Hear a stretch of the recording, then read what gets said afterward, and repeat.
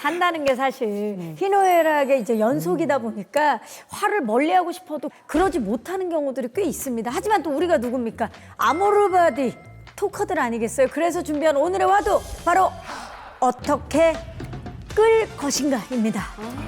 어떻게 끌 것인가? 내 몸과 마음을 활활 태우는 이 불을 끄고 그리고 건강해지는 방법을 좀 저희가 알아볼까 하는데 그 첫 번째 주제 바로 불씨를 끈 사람들입니다. 살다 보면 별의별 불을 만나게 되잖아요. 뭐 오해의 불씨도 있고요. 욕망의 불씨, 질병이라는 불씨 등등 정말 우리가 만나고 싶지 않아도 만나는 불씨들이 있는데 이런 불씨들을 기어코 꺼트린 사람들이 분명히 있습니다. 자, 오늘 이야기는 제가 좀 먼저 시작을 해볼까 합니다. 좋아요. 사실 주제를 처음 딱 들었을 때부터 저는 떠오르는 화가 간 사람이 있었거든요. 일단 이 남자의 작품부터 보시면서 이야기를 나누시면 좋을 것 같은데요. 바로 이 작품입니다. 뭉크 아닙니까? 어머, 절규로 유명한. 어머, 그죠? 어머, 정말 수많은 멘트들이 있었는데 이걸 전부 다 한 번에 끝내버리시고. 누구야? 모네야? 느낌이 어떠세요? 작품을 딱 보았을 때 그 첫인상. 어두워요. 뜨겁다, 모호해요. 모호하다. 막 평화로워 보이지는 않잖아요. 네. 제목도 지옥에서의 자화상. 아. 이 작품을 그린 화가는 이미 여러분들께서 벌써 말씀 주셨어요. 사람들이 이 작가 이름은 몰라도 이 작품은 알아요. 바로 뭉크. 절규라는 작품으로 잘 알려져 있는 뭉크라는 작가입니다. 뭉크는 노르웨이 출신의 표현주의의 대가로 알려져 있는데요. 굉장히 사진을 보시면 잘생겼어요. 기분이었군요. 네, 그때 당시에도 굉장히 좀 미남으로 알려져 있었던 사람이기도 하거든요. 우리가 보통 농담 삼아 이런 말 하기도 하잖아요. 차은우 같은 얼굴로 하루만 살아도 얼마나 행복할까. 하루만 살면 되려 불행하지 않을까요? 하루 그렇게 살고 돌아가야 되는데. 끔찍할 것 같긴 하다 좀. 그래서 이 뭉크라고 하는 사람이 얼굴도 잘생기고 인생 자체가 굉장히 화려하고 좀 아름답지 않았을까라고 많이들 생각들을 하시지만 어린 시절부터 불행과 고통으로 가득 찼던 삶이었어요. 일단 5살 때 어머니가 결핵으로 돌아가세요. 병든 아이라는 작품은 자기가 13살 때 어머니처럼 따랐던 누이 소피가 세상을 떠났던 그 충격. 유일하게 이제 기댈 수 있는 존재라고는 아버지. 그런데 아버지도 부인을 잃어버리고 딸을 떠나보내고 그 정서적 고통을 견딜 수가 없었나 그럴 것 봐요. 같아요. 광신도처럼 종교에만 빠져들기 시작합니다. 그러니까 거기에 더해 이 뭉크라고 하는 사람은 좀 어렸을 때부터 병약했다라고 전해지거든요. 만성 천식, 기관지염, 그다음에 결핵, 류마티즘, 암까지 발병했었고 뭐 정신적으로도 질병을 좀 많이 앓고 있었는데요. 뭐 공황장애, 우울증, 환각 등.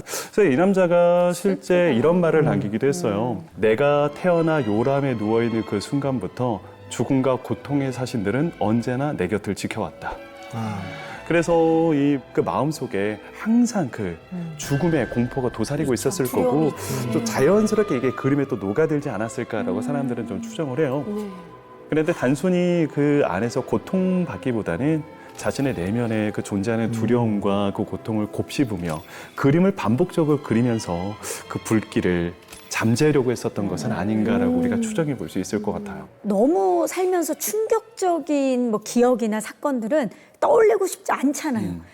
근데 되려 뭉크는 그림으로 그려내면서 그거를 이겨내는 그런 힘을 키운 게 아닌가 그런 생각이. 그러니까 거장은 그냥 되는 게 아닌 것 같아요. 끊임없이 부딪힌 거죠. 네. 지금 그 장면과 그때를 계속 부딪히면서 극복하고. 근데 사실 이 자리에 계시는 여러분들도 뭉크처럼 엄청난 두려움의 불씨를 끄고 뭔가 좀 이뤄낸 경험들이 있을 것 같은데.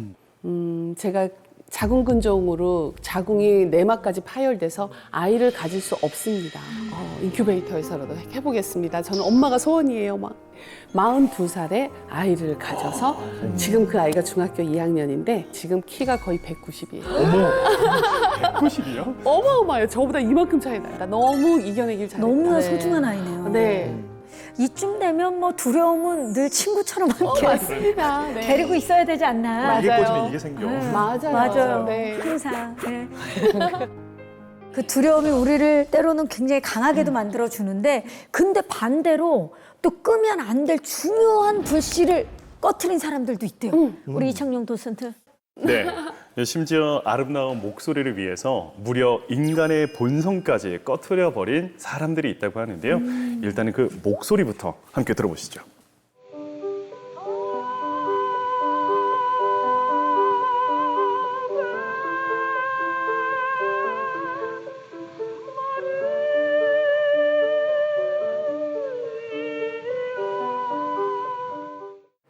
여러분들 딱 들어보셨을 때 이 목소리가 여자의 목소리 같나요? 아니면 남자의 목소리처럼 들리시나요? 중성적으로 그렇죠. 들려요. 남자가 여자처럼 부르는 것 같은데. 중성적이에요. 질문이 딱 그런 대답을 그렇죠. 원하신 것 같아요. 약간 좀 중성적이기는 하지만 남자가 여자의 목소리를 흉내내는 듯한 그런 네, 느낌처럼 네, 들리잖아요. 네.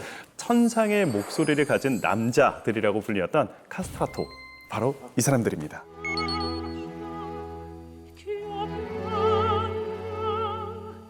우리 당시 16세기부터 18세기경 이때 교회에서는 여성이 노래를 부르는 것 자체가 금기되었다라고 합니다. 그러다 보니 자연스럽게 성당 내에서 노래를 부르는 모든 역할들은 남자들이 도맡아야 하는데 그 여성의 그 파트를 담당하던 사람들이 바로 카스트라토였습니다. 이 사람들은 이제 성당뿐만 아니라 오페라 무대 위에도 나서서 이제 노래를 부르기 시작하는데 워낙 인기가 좋다 보니까 뭐 유럽 순회 공연도 다녔었다라고 했고요. 막대한 뭐 명예와 부까지 얻었었다라고 하는데 여기서 궁금한 점은 음역대가 다르잖아요. 그렇죠. 완전 다르죠. 남자들이 소화할 수 있는 그 키가 아니잖아요. 그럼요. 어렸을 땐 되는데 그렇죠. 미성이 오면 네, 그렇죠. 미성이니까. 어렸을 때는 네. 가능한데 이게 변성기를 거쳐버리면 더 이상 그 소리를 못 내잖아요. 네. 어떻게 남자들이 그 소리를 낼 수 있었을까? 오, 궁금하다. 바로 생식기관을 제거해버리는 겁니다. 아니 근데 자기가 원해서 그렇게 하는 거예요? 아니면 원치 않았는데 그렇게 되는 거예요? 이게 문제가 대부분은 원치 않았던 않았겠죠. 것 같아요. 그쵸. 왜냐하면 보통 시술은 8살에서 12살 사이에 받았다라고 해요. 그러니까 어린 나이잖아요. 어린 나이. 자기가 그 원한 건 아니겠다. 본인의 네. 의지로 하지는 않았을 것 같아요. 빌리포 발라트리라고 하는 남자의 자서전을 보시면은요 이런 이야기가 남겨져 있어요. 제 목소리는 타고난 노래 솜씨를 지녔다라는 평가를 받아왔습니다. 이런 이유로 아버지의 친구들은 컷컷을 추진했습니다. 컷컷이 바로 거세를 얘기하는 네. 거예요. 마침내 아버지는 동의하셨습니다. 부모가 시킨 거네요. 그렇죠. 고환 자체를 제거하는 시술이었어요. 그런데 문제는 그때 당시에는 그 외과 시술이 제대로 이렇게 준비되어 있었던 상황도 아니었었잖아요. 감염되고. 그러다 보니 수술을 받는 과정에 죽는 아이들이 태반이었을 그랬을 것 테고 같아요. 성공을 하고 난 이후에도 각종 이제 질병을 안고 살아야만 했었다라고 해요. 매년 4,000명에 가까운 소년들이 이 시술을 받았다라고 하는데 성공을 하고 난 이후에는 이런 또 후유증을 앓기도 한다라고 합니다. 지금 보시면 양 옆에 등장하는 인물이 바로 카스트라토입니다. 키가 너무 큰데요. 그렇죠. 그러게요. 카스트라토의 굉장히 흔한 후유증 가운데 하나라고 해요. 일단 거세를 당하다 보니까 남성 호르몬이 나오지를 않는 겁니다. 이게 부족한 거예요. 그러다 보니 뼈가 단단해지지 못하고 이게 길어지기만 하는 거죠. 그러다 보니까 키가 너무 커지는 거예요. 더군다나 여성들이 폐경 이후에 걷게 되는 그 수많은 후유증 그런 증상들을 함께 얻었다라고 해요. 아픈 삶이었네요.